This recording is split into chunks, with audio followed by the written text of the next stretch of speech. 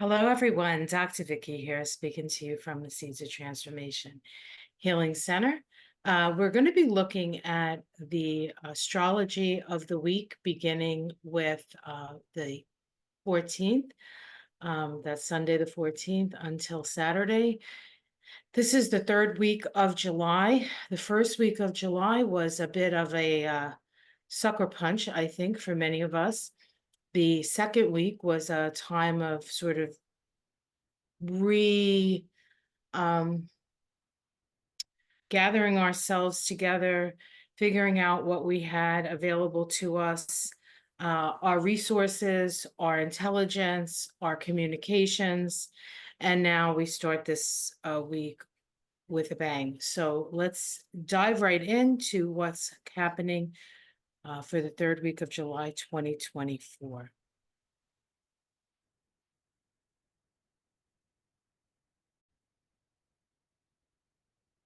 Okay, so we're looking at oops, we're looking at the wrong week.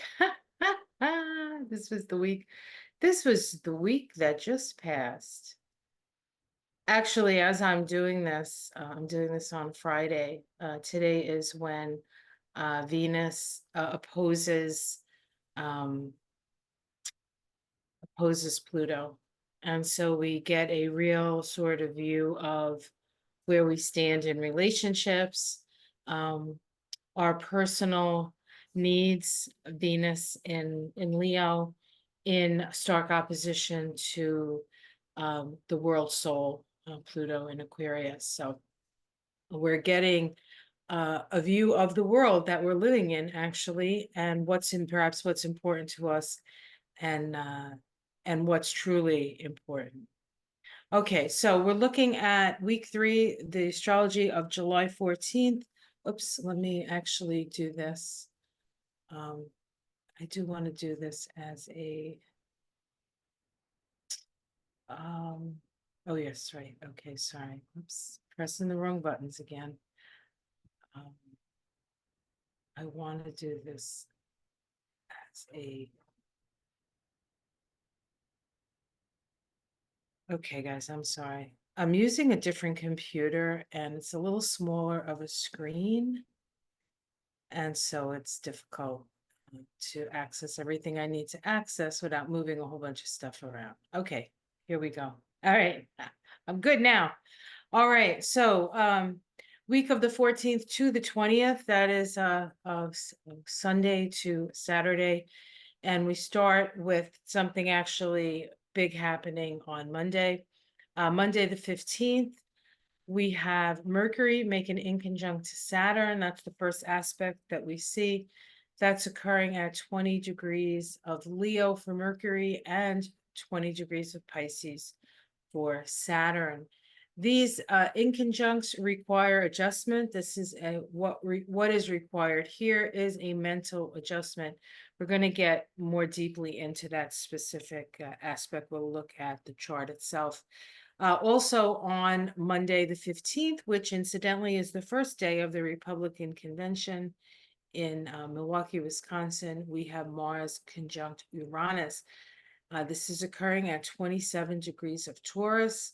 An old Indian woman selling the artifacts of her tribe to passerbys. The wisdom of an elder. Wisdom of an elder. And so we're going to, that's going to be a theme for this conjunction. So we'll take a closer look at that.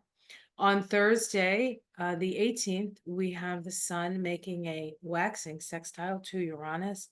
Sextiles always open the lines of communication. Uranus, of course, is open to new ideas, and the sun is illuminating. And so we are illuminating ourselves to different ideas, new ideas, out of the box ideas, and even some information coming from places that we normally don't have access to. This is occurring at 27 degrees of Cancer for the sun. And of course, Taurus is still at that 27th degree.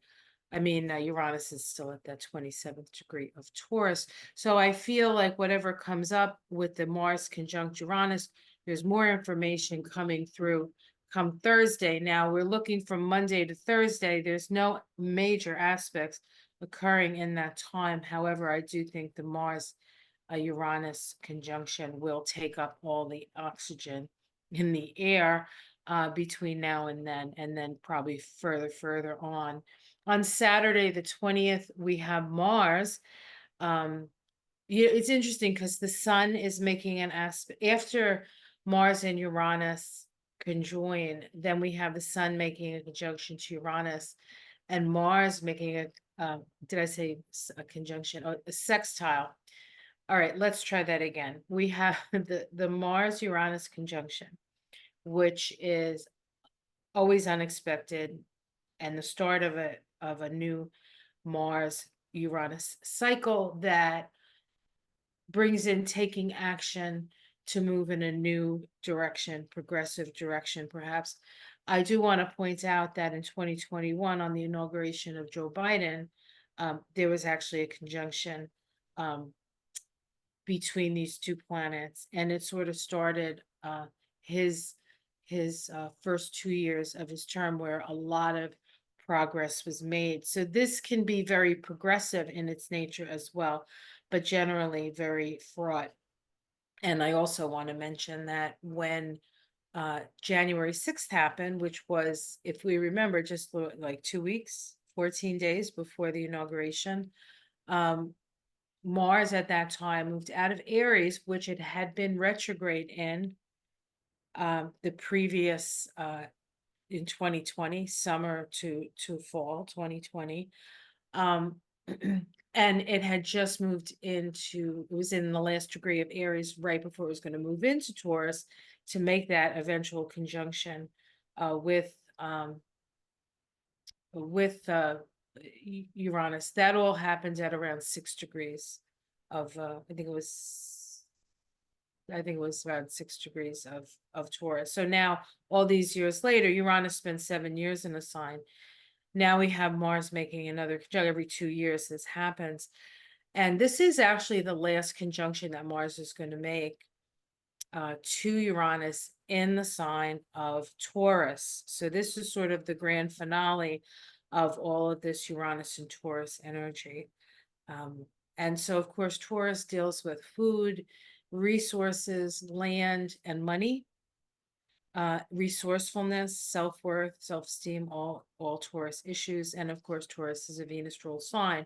So what happens, the things that are happening through the process of Uranus and Taurus to the feminine is significant as well. So just a couple of things I want to sort of like maybe make some connections there that might be helpful to you. On the 20th, we have Mars making a waxing sextile to Neptune. This is part of the Mars-Neptune synodic cycle. Both the Mars-Neptune synodic cycle and, of course, now the Mars-Uranus synodic cycle, introduction of new ideas, right? Because it's a new synodic cycle. Anyway, we have this sextile between Mars and Neptune at 20 of Taurus Pisces. We'll look at that chart as well. And then right after that, we have Mars ingressing into Gemini, which is very, very significant. And I will be able to show you why in a bit. So I want to point out that the 15th is a 30/3 vibration that is located here on the Tree of Life in the Sephiroth of Jupiter. So it is an energy, besides the fact that this first day where we have the inconjunct between Mercury and Saturn, which requires adjustments in the way we think about things, and then this conjunction of Mars and Uranus is occurring in the area of the Tree of Life connected to Jupiter, which is about expansion, and Jupiter is in Gemini right now, so it's expansion of information. So there are things that we will be illuminated to that may be shocking and surprising. So just be aware of that. And what it will eventually do is broaden our understanding of the situation. On Thursday, we have the 34/7 vibration. This is the sun making that sextile to Uranus, opening the lines of communication, illuminating things, new ideas, out of the box. It can also be disruptive things, right? Because Uranus is disruptive, and that's occurring in the Sephiroth of Mercury. So again, more information, right? More information. And then on Saturday, we're in the 35A vibration when Mars sextiles Neptune, and then Mars ingresses into Gemini. And actually, that is right here. For some reason, I did not put it in, but that is in the Sephiroth of the moon. All right. So that's just a little bit of the um, tree of life indications here. All right, let's look. Monday the 15th. So Mercury makes an inconjunct, excuse me, I can barely see it with my glasses here, to Saturn. Mercury, the planet of communication. Saturn can be very restrictive. Saturn is the reality check, right? So we have uh, it. This aspect can speak to profound challenges integrating your intellectual pursuits with your practical responsibilities. And so we may feel a little sort of held back in a certain way to get information out. That I think is going to change very drastically when we have the conjunction of Mars and Uranus. I think things are going to just come right out in some way, and then we're going to have to figure out what that all means over the next, couple of months, perhaps. All right, so mental adjustments needed on themes planted at the Mercury-Saturn conjunction. Remember, this is part of a larger cycle. That began on February 28th of 2024 at 10 degrees of Pisces. You may remember me speaking of this when I spoke of the conjunction in February. So 10 degrees of Pisces, the Sabian symbol, the highest levels of achievement. It is a man, a pilot flying through ground obscuring clouds. That's the symbol. And according to James Burgess of jamesburgess.com, a great website for the Sabian symbols, highest levels of achievement, only the few manage to go beyond levels of normal excellence to master their chosen craft and skill set, attaining the highest level of responsibility you can manage. So in that conjunction at that time with Mercury and Saturn, Mercury, our mind, Saturn, the structure of our consciousness, the start of a new cycle, was asking us to use all our abilities to move through a time when things are not clear, right? Pilot flying through ground obscuring clouds. He needs to depend on his instrumentation in order to land safely. And so we need to depend on all our senses, our psychic senses, our intuition, our reason, our understanding, our logic, whatever it is, our life, how is our life being reflected? What's really going on in our lives? What is that reflecting back to us, right? All of that needs to be taken into consideration as we attempt to come to an understanding of the reality that we are in, right? Okay, so now Mercury is at 20 degrees of Leo. Remember, we're in an inconjunct, so this requires a mental adjustment. The Mercury is Zuni sun worshippers. That's 20 degrees of Leo, remembering sacredness, honoring the primitive impulse to praise God.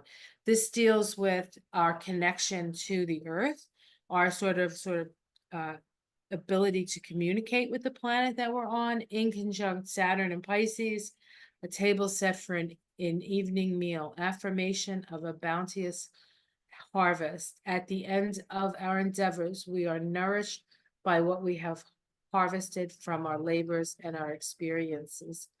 Living with an attitude of gratitude, an attitude of gratitude. So this is an honoring of nature as well as being grateful for what we do have, and then having to make some adjustments, because I think there's always the question of how much do we really, really need in this situation? How can we be, it is a Virgo energy. So how can we improve on something here, taking into consideration both what we already have, and what we can access through our connection to nature, actually. And if we look over here, let's see, we have, where is Mercury? Here's Mercury.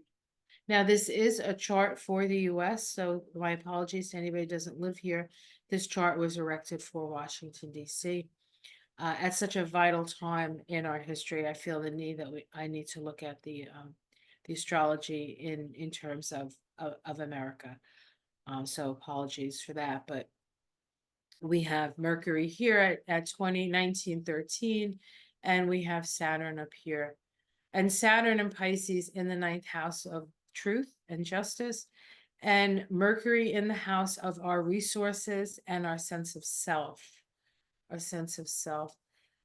This does, this just in general speaks to me of the Supreme Court, because the ninth house is the Supreme Court. And this is our ability to speak our truth, right? Say what we need to say. Leo is a sign of creative self-expression. And on the tree of life, Leo sits in the throat chakra. So we can expect to hear plenty as we try to make sense of things. Now, that in itself would be significant. And then, of course, we have on the same day that conjunction between Jupiter and, did I say Jupiter conjunct Uranus? That actually should be Mars. Apologies for that. Mars conjunct Uranus, 27 degrees of Taurus. Here it is. Obviously Mars, right? In the ninth house. The ninth house is the house of courts. It's legal things. There could be some, I don't know, legal, something surprising that comes from I don't know if Jack Smith has enough time to put something out there. The there was just a carjacking by I would think it was in front of Sotomayor's house, which this could be reflected because cars are ruled by Mars. So there's that. This is a very explosive energy. Hopefully the Supreme Court justices are safe. Oh, even the ones I don't agree with. We don't want to have anything like that happen, right?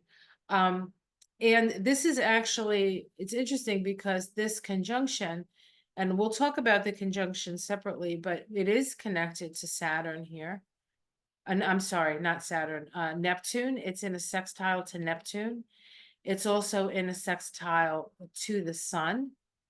The sun and Neptune are in a wide trine with each other. The sun will later in the month trine exactly right before it goes into Leo at the end of Cancer. So we do have that energy. And so we have this sort of Neptune sun trine building at the same time we have this conjunction of Mars and Uranus. And the sun Neptune it has to do with focus and morphogenic fields. So it's going to be especially important for us when whatever gets revealed with this conjunction occurs, that we focus our intentions in the world that we want to see. Okay, so if you want to see justice, if you want to see fairness, if you want to see, the raising of all boats, that's what you have to visualize in your mind. And then once you have the vision, then the actions can continue from that. So let's look at this 27th degree of Taurus. It says, an old native woman selling beads with the wisdom of an elder. As youth fades, we become less assertive of self and more willing to adapt to the collective ways and needs. Calm wisdom that grows with age. Honestly, this sounds like Biden to me. In a time of role-playing, role-playing sheds its glamour, and the glitter and shine are replaced by the depth of beauty and peaceful joy. With age, we become aspects of the culture, representatives of our tradition, and holders of the deepest wisdom. This is reminding us to value the wisdom of the elders. Okay, yes, We want to be progressive. Yes, we want to move forward, but there is a certain reality that we're still held to. And once Pluto moves into Aquarius and stays there for 20 years, all bets are off. But as we move from this sort of the interspace, I want to say, between Capricorn and all the lessons we've learned through Pluto moving through Capricorn, there are certain things that still stand. There are certain wisdoms that still stand. And I feel like actually Biden represents this. Now, I didn't want to make this political, but this is really going to be, again, another relatively political reflection here. And of course, politics is the outermost view of what society is dealing with, right? And so we have this need to want to be progressive and move forward into a future and have hope for a future. And yet we feel to a certain extent perhaps held back by the traditions of the past. And in some cases, the religious traditions of the past, with all these Opus Dei guys, I think, and I don't know if that's true, but that's what I call them, Opus Dei Supreme Court. So we have this this battle between the past and the future. And I think it's important we don't throw the baby out with the bathwater here. Now, I do want to point out, you can see on the right, bottom right here, there's a picture of Medusa. Medusa, the head of the ghoul Caput Algo, Perseus holding her head and not looking at her because he doesn't want to be turned to stone, right? So one of the things I want to point out about Medusa is that she was a mortal, and somehow she insulted a god, and she was a very beautiful woman, and then the goddess, according to I think it was Athena, Minerva, I think is what I read, turned her into a monster. And if men were to gaze upon her, they would turn to stone. I don't know if women gazed upon her, if she turned them to stone. I don't remember ever hearing that. So this is, and it has it's called the demon star. It's got a lot of like negative connotations, but I do believe that there is an aspect of the wounded feminine here that needs to be looked at. I don't know if anybody has looked at that, or if that's been a theme in the past. The fact that it's in a Venus rule sign, right? I think that's significant. So I think there's a quality of the perhaps the pistol feminine turning somebody to stone. And I have to just maybe bring this up because I don't know how many people are aware of it. The Epstein files are out, and there's some really awful things. Trump is all over him, and there's some really awful things said about, that people said about Donald Trump's and things that he did at that time.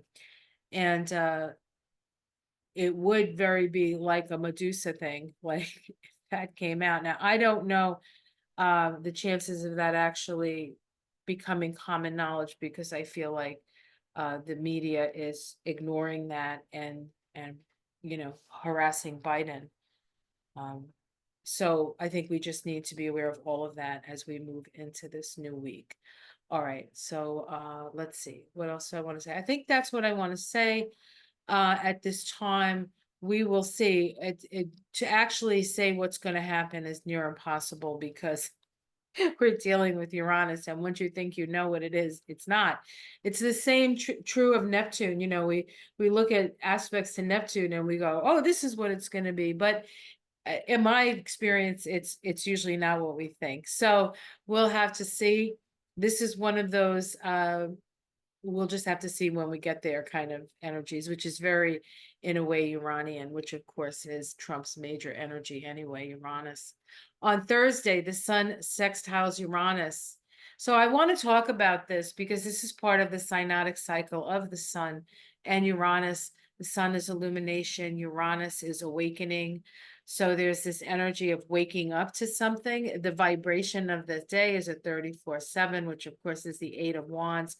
All kinds of information flying in from the sky. This could be the rubble from the Mars Uranus conjunction, perhaps. Okay, so this is the Sun Uranus is about opening the lines of communication. And what are we talking about? Well, we're talking about the seeds planted at the Sun Uranus conjunction, which occurred on May 13th, 2024. That was a 26/8 vibration. That is the Page of Wands, the messenger of the gods. So the gods had a message for us at 24 degrees of Taurus. Says a mounted Indian with scalp locks. So an Indian on a horse with scalps on his, and like hanging off his belt or hanging off his saddle. And it says channeled aggression. One side of human nature that needs to be channeled properly instead of being denied is the natural aggressiveness and potential for violence that can arise when survival is in doubt. And so this is kind of people's survival instinct coming out. And sometimes reasonable because they feel like they're in danger. So we do have to be aware that this was the initial seed. Now we have the sun at 27 degrees of Cancer, which is a storm in a canyon. And I do believe that there is this energy of a storm in the canyon filled with beautiful homes. So it doesn't matter like how rich you are, the storm is going to affect you as well as anybody else, right? And of course, we've been inundated with storms with climate change, so it could be something like that. Uranus is always usually connected to some crazy weather patterns.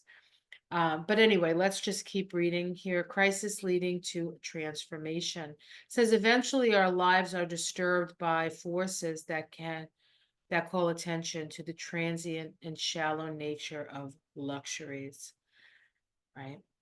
I mean, people spend their whole lives creating these wonderful homes filled with things and this and that and their own theater and this, and that. And then, a tornado comes and wipes it all away. Right. So there are certain things that we cannot, we have no control over, the forces of nature being one of them.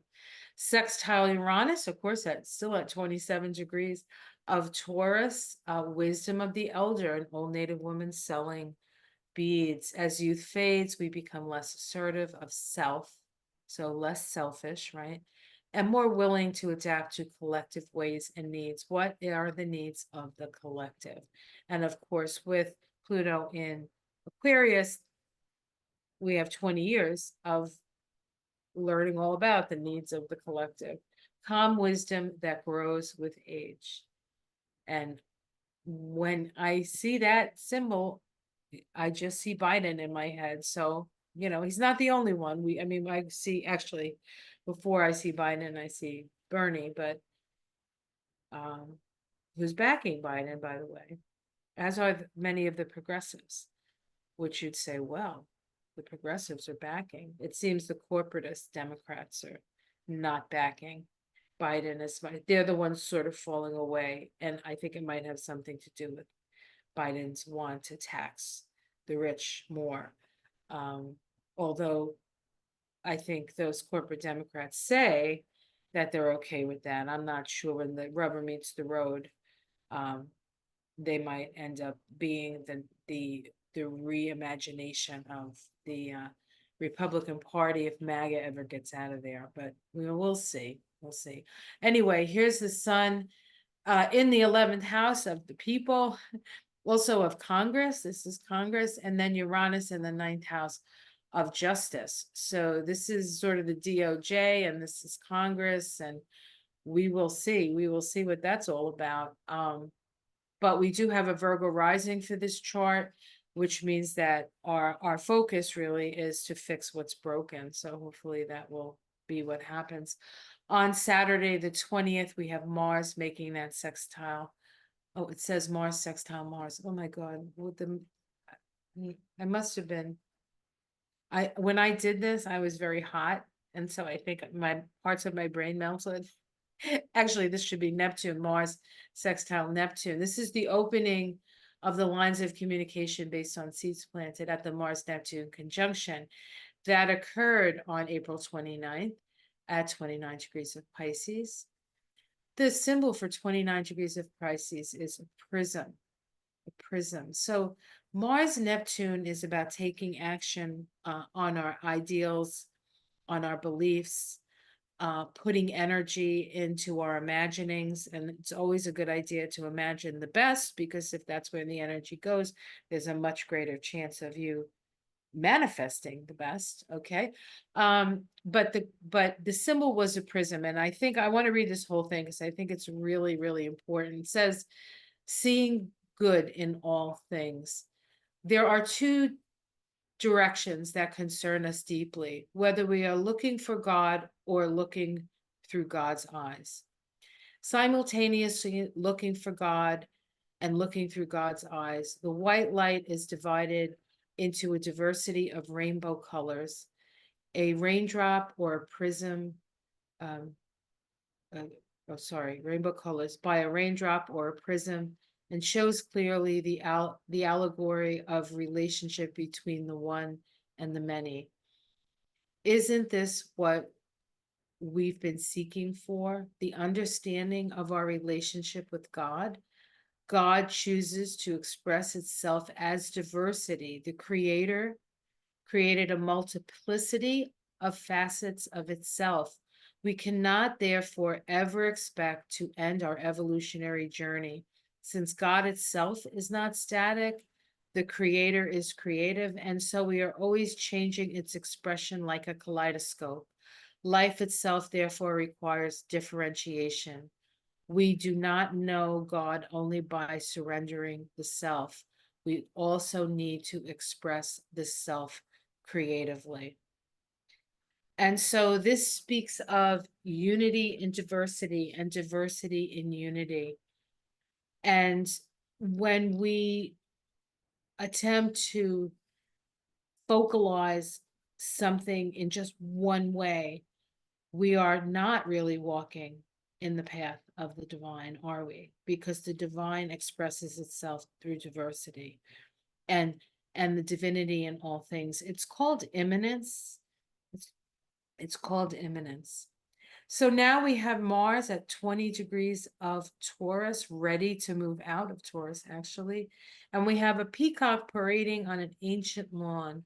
Our personal displays of excellence bears testimony to all that went before us, embellishing our life experience. So that's Mars in a sextile, opening the lines of communication to Neptune at 30 degrees of Pisces, the great stone face, becoming our own ideal.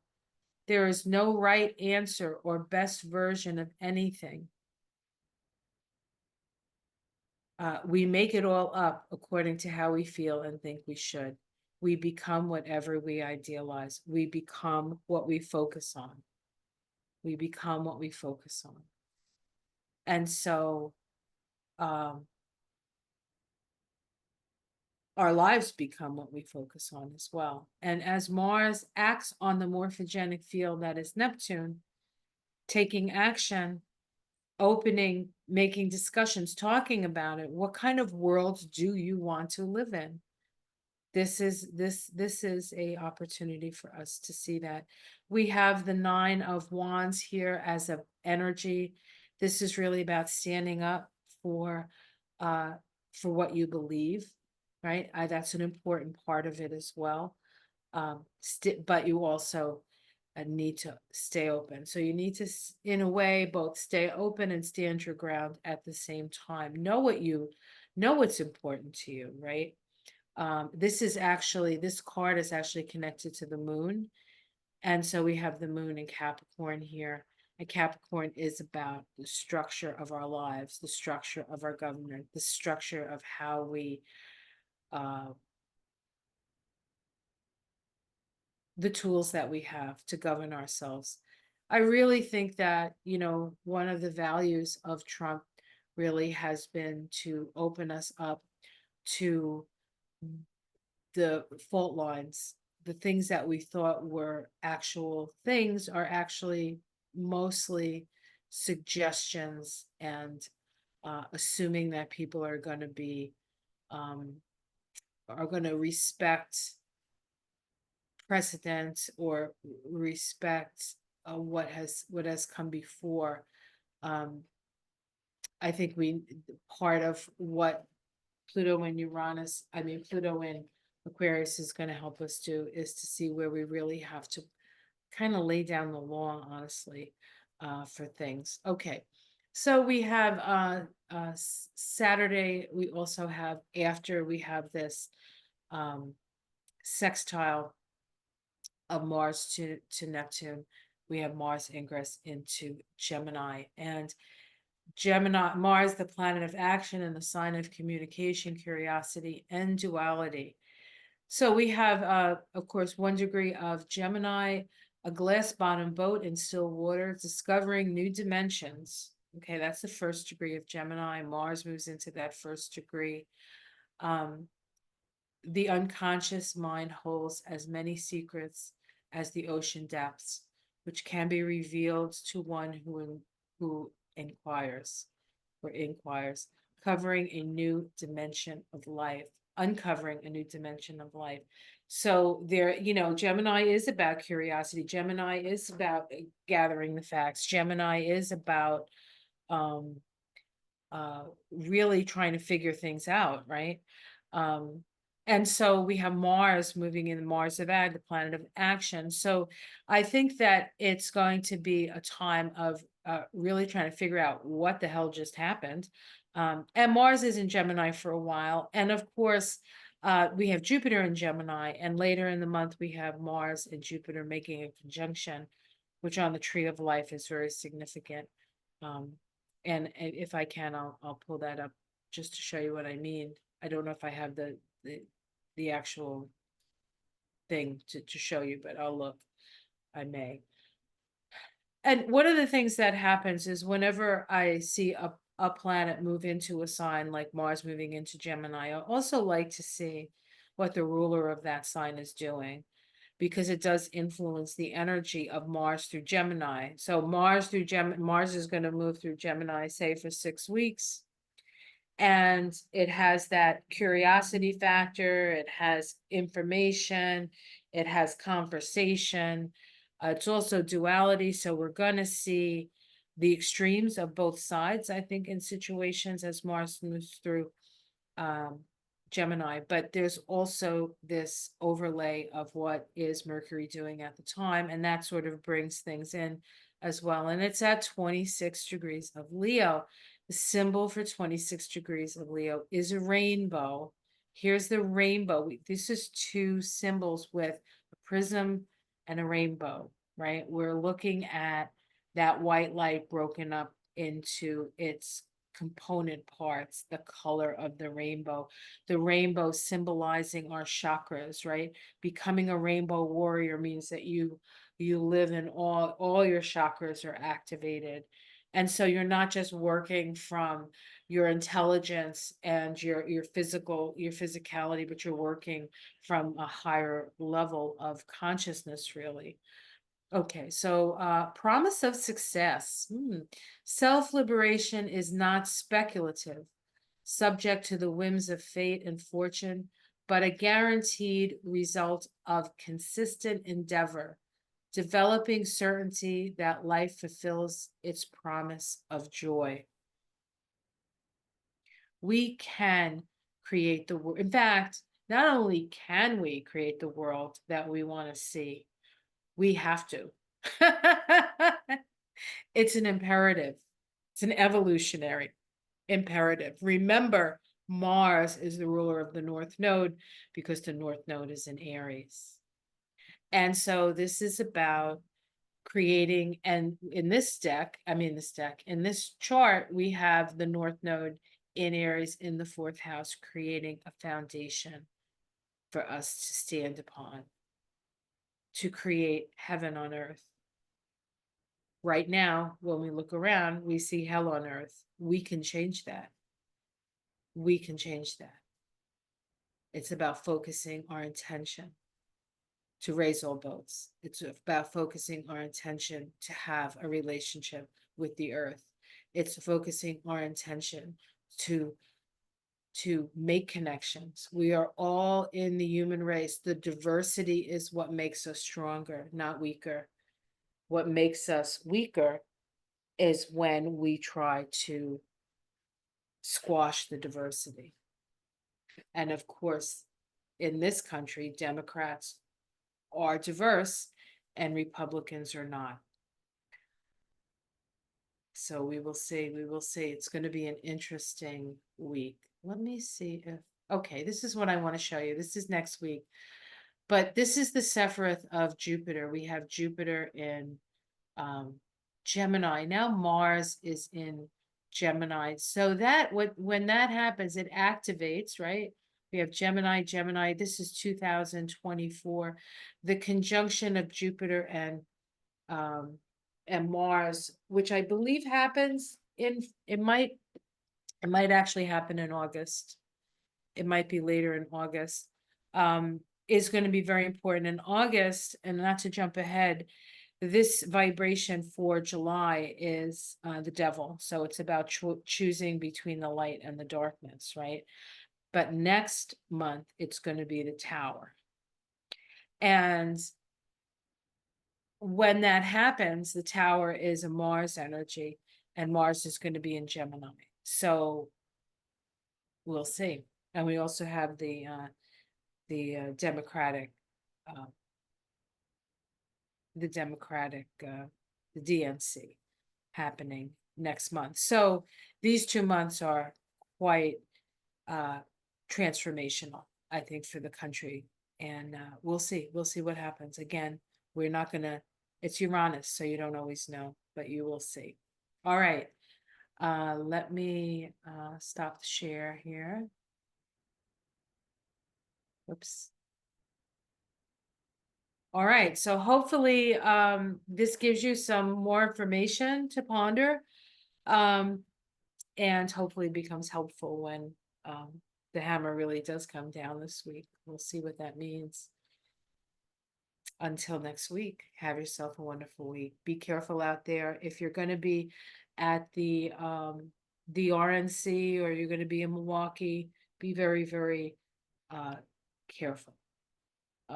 I think that big changes are afoot, and you just need to be aware. Be aware and take care. It's a mantra for the decade, it seems. Take care, everyone. Namaste.